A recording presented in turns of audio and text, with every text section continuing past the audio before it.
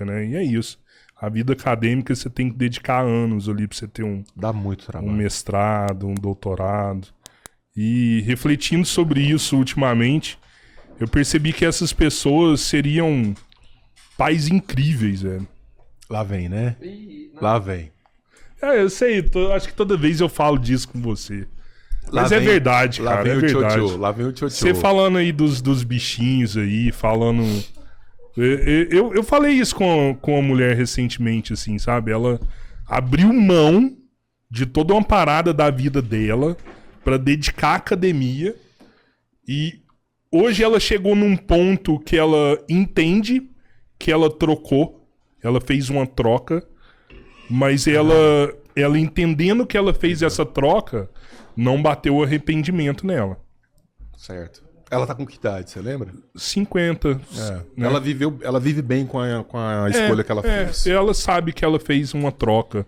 Né? 25 anos aí, 30 dedicadas aí à academia. Irmão, eu vou te falar o porquê que a gente decidiu por não ter filho.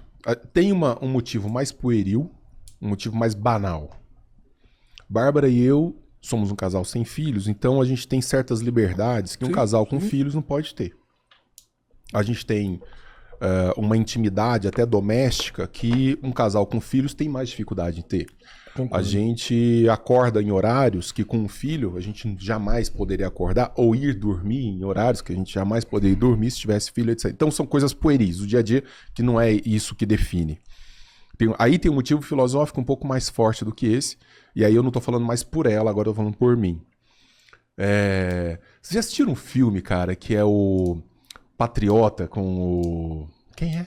Com Mel Gibson. Mel Gibson. Mel Gibson. Que é um filminho desses legais, assim, E ele de ensina Hollywood. uma e tal. parada do caralho pro filho dele aí, né? Ele foi um guerreiro sanguinário, Sim.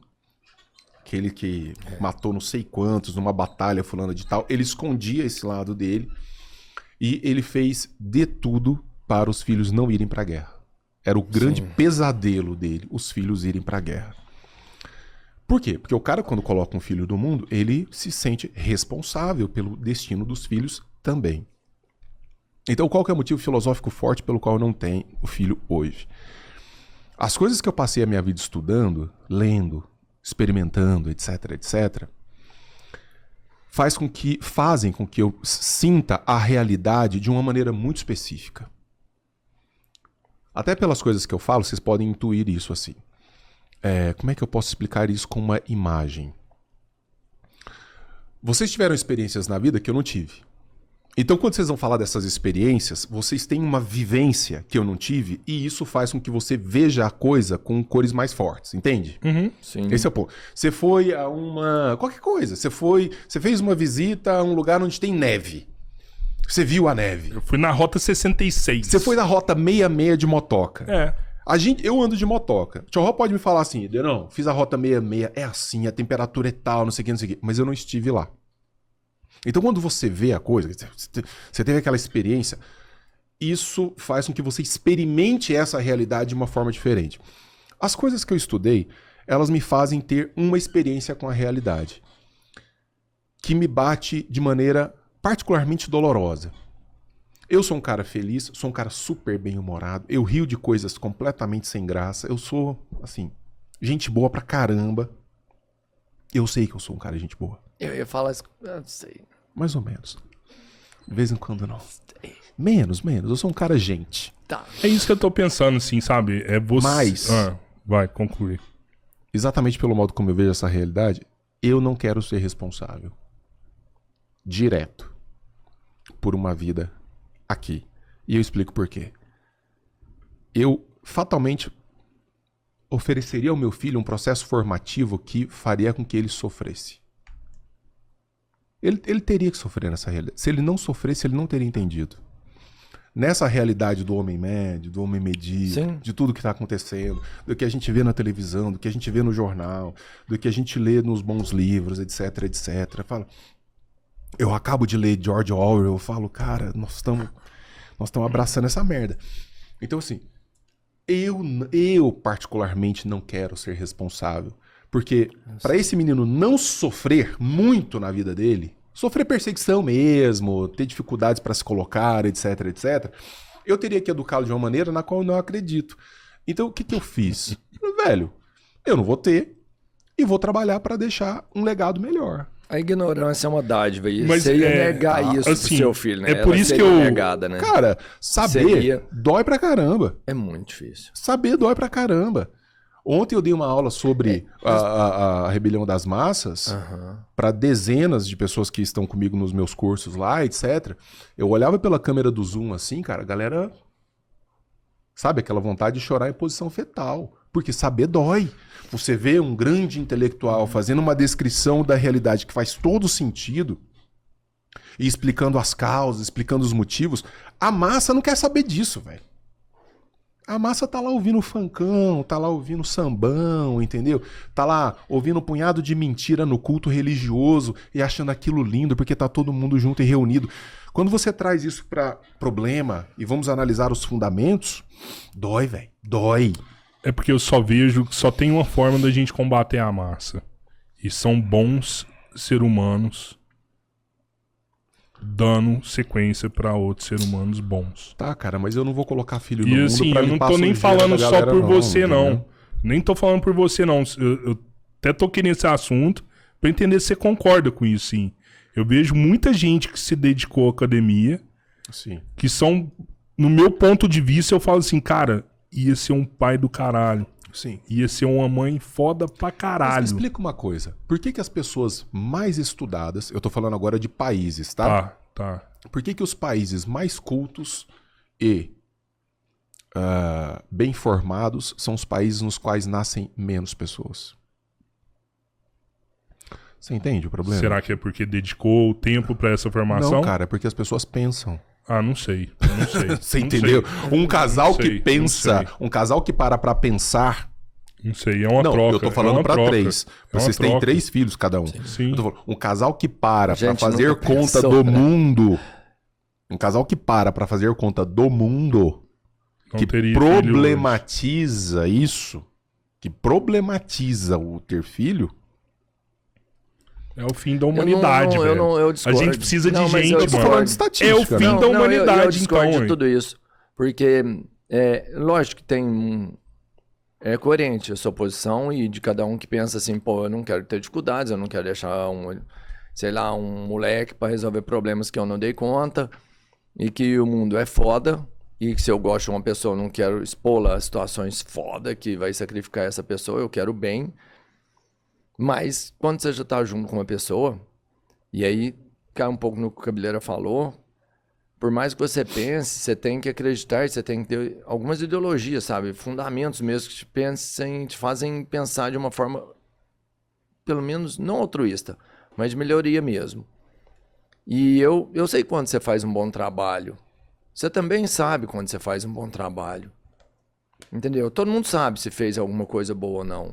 A E Priscila... eu não conseguiria, talvez, concluir, talvez eu não fosse o melhor. Mas se eu acredito que eu tô fazendo alguma coisa boa, eu quero que alguém, não que meu filho faça isso, mas eu quero deixar que alguém continue tentando por mim. E poderia ser um amigo, poderia ser minha mulher, poderia ser alguém que esteve comigo.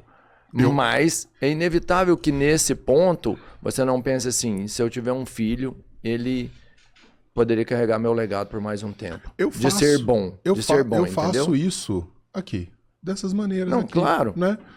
Produzindo as coisas, falando sobre as coisas, problematizando exatamente para ver se a gente constrói uma população mais crítica, mais capaz de mudar o seu próprio rumo, de se pensar de maneira racional. Agora, claro que essa é uma decisão absolutamente pessoal. Só que eu fiz uma provocação que ela continua. Que é... Porque onde há... E aí eu tô falando de novo, eu não tô falando de indivíduos, eu tô falando de países, tá? Eu tô massificando o argumento, tô no macro.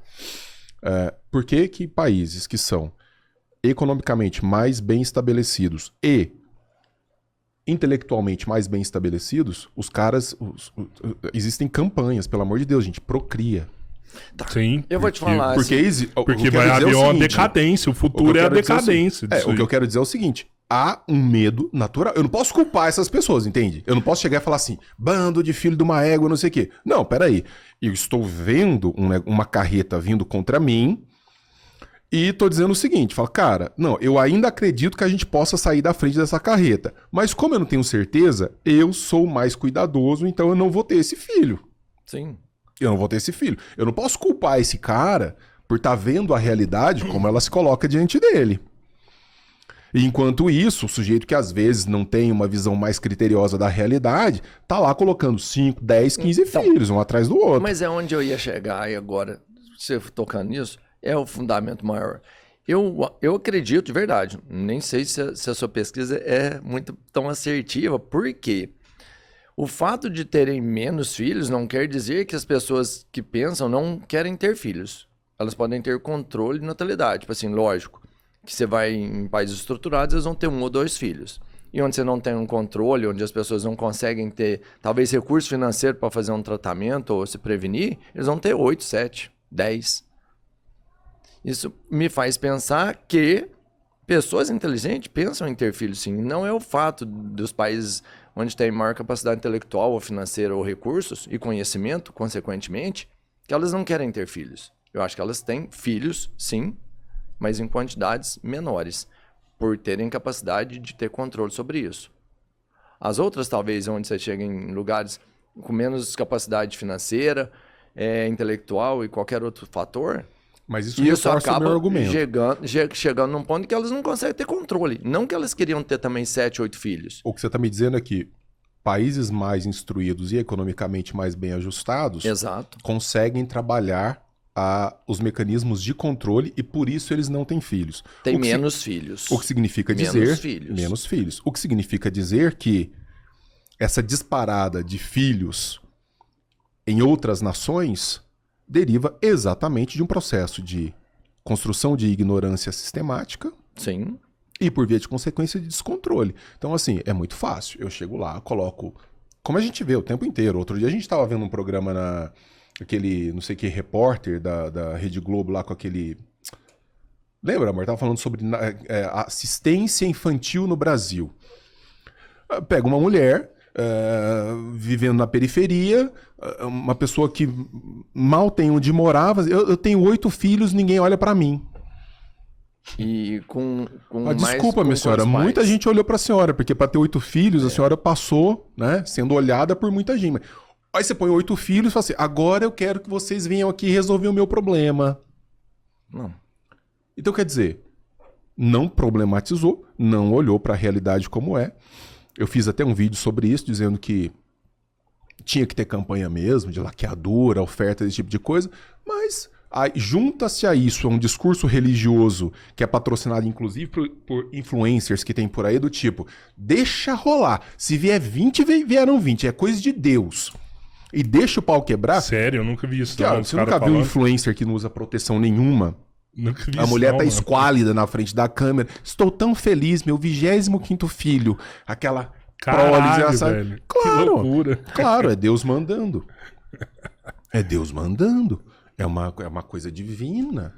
Você não vai bloquear com recursos humanos, artificiais, o que é um mandamento divino e tal. Umas loucuras, velho, mas tudo bem.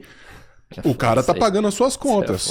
O cara tá pagando as suas contas. Foda-se. O filho não é meu, tá pagando as contas. Agora, não. Eu tô aqui morando na favela, fudido, sem acesso a nada. Aconteceu de eu ter 5 filhos. Não tem um dente na boca, tudo ferrado, não consegue falar um português mais ou menos porque não tem escola, não tem segurança, não tem nada. E aí é muito fácil, cara, é muito fácil. Muita gente faz isso em busca de um Bolsa Família. Vamos atrás. Cara, 70% dos municípios brasileiros tem mais gente recebendo auxílio do que com carteira assinada. Não, e você viu desse auxílio quanto que tá indo pro jogo do Tigrinho?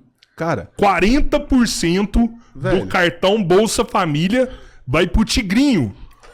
O Lula pediu pra bloquear, pro Tigrinho não aceitar mais o cartão do Bolsa Família. Não muda nada. Não muda nada. Eles perdem 10% na mas banca. é a forma que o governo sabe resolver as coisas. Então. Mas 40% vai pro jogo do Tigrinho, velho. velho, É a decadência surreal. total. É surreal. E aí tem um outro lado, Tio Rock, que é o seguinte. Você pega um cara desse, você pega um país pobre como o nosso, porque aí eu discordo do Robertinho, lá atrás ele falou que o Brasil é um país rico. O Brasil é um país pobre sob qualquer aspecto, tá? Qualquer aspecto, você analise PIB, o nosso potencial. A gente é, Olha, as a gente é riquezas rico, naturais, hein? É.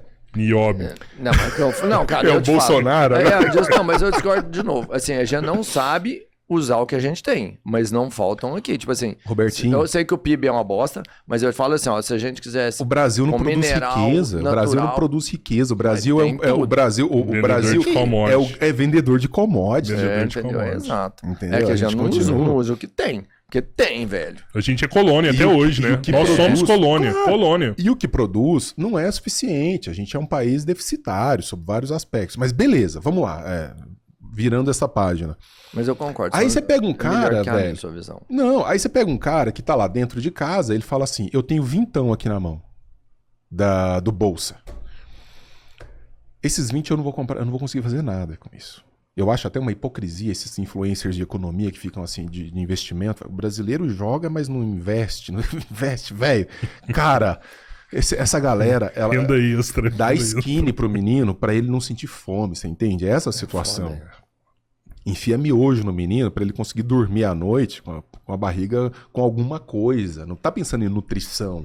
Tá pensando em enfiar algum troço dentro da barriga da criança pra ela não chorar.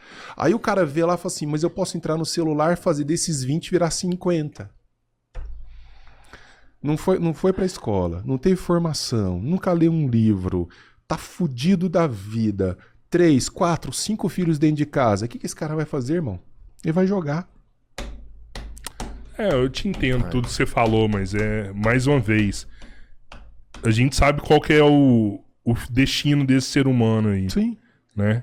Esse cara tá totalmente condenado. E a gente sabe qual que é o destino de um ser humano, de pessoas boas igual você e outras que eu citei aqui. Eu acredito muito na possibilidade de mudar. Acredito muito na possibilidade de melhorar. Mas eu acredito também que toda vez que você tem uma doença, você tem que fazer um bom diagnóstico dela para fazer o tratamento. Então é o seguinte, amanhã vai chegar o meu dia, como vai chegar o dia de todos nós, que a gente vai receber aquela notícia fatídica do médico. Certo? Você tá com uma doença grave, tá? acabando. E tal. Eu quero saber a verdade. Eu não quero que você me esconda isso. Eu não quero que você me venha com conversinhas de meias palavras. Ó, você tá aqui, é um tumor desse tamanho, tá aí na sua cabeça, tá aí dentro do seu corpo, tá? O que você tem? Você tem 6 meses, você tem 1 ano, você tem 1 semana. Ó, o que a gente pode fazer é isso. Um bom diagnóstico é fundamental para eu calcular as minhas possibilidades. Então, quando eu falo do Brasil, quando eu traço esse quadro, eu não acho isso gostoso, eu não fico feliz, eu não acho isso edificante. É só um quadro. E os dados estão postos. Isso é matemático. Quando a gente pega lá a nossa educação, quando a gente pega a nossa economia, quando a gente pega o país que a gente construiu, são dados. Não adianta ficar com conversinha atravessada, porque com esses dados na mão, eu tomo as melhores decisões. Então, peraí. Com tantos anos de estudos, o que eu percebi?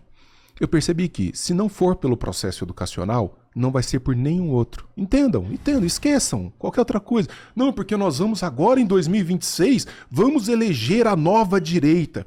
Vocês são burros pra caralho, velho. Vocês já estão atrás do próximo Messias. O verdadeiro Messias da sua realidade é você. Trabalhando o seu processo formativo, o seu processo educacional, o dos seus filhos, o daqueles que estão próximos a você. Então, é tomar conta do que te cabe. A salvação é individual. Sempre. É o que eu posso fazer. Porque quando eu melhoro todo o meu entorno. E se cada um se melhora dentro das suas possibilidades, o entorno vai melhorando. Esqueçam essa ideia de uma figura, desse sebastianismo, essa coisa que vem e que vai nos tirar do buraco. Esqueçam. A arte política é a arte de conferir liberdade às pessoas. E a liberdade ela será mais bem utilizada quanto mais bem formado você for. Não pensa que você sabe o que você não sabe. Admita o seu não saber. Melhore isso. Eu, quanto mais estudo, cara, eu vivo disso. Eu falo de livro e de filosofia e de conhecimento manhã, tarde e noite, porque eu vivo disso. Eu ganho a minha vida com isso. Quanto mais eu estudo, o tamanho da besta que eu sou. Agora, quem é um besta maior do que eu lá fora, você acha um gênio. Como é que esse país pode andar assim? Tá? Então você, até para ter a noção da sua exata ignorância aproximada, você tem que se melhorar, tem que se aperfeiçoar. Pelo menos um pouquinho, velho. Pelo menos um pouquinho. Sabe o que mudou aqui? É o que você falou, as oportunidades, cara, elas mudaram quase nada. Antigamente você pegava o cara ali que, numa cidadezinha, quando não tinha internet, não tinha nada, era o cara que vestia de Papai Noel e dava presente para as crianças, que era o vereador da cidade. Esse cara não sabia nada, mas ele sabia pôr uma roupa de Papai Noel e dar presente para as crianças. Esse cara era o vereador. Hoje, ainda não tanto, mas eu vejo que no futuro próximo isso vai acontecer muito. Sabe esses influencers que você falou que não sabe nada, mas que tem um monte de gente que ele arrebanha? Eles são os seus próximos políticos.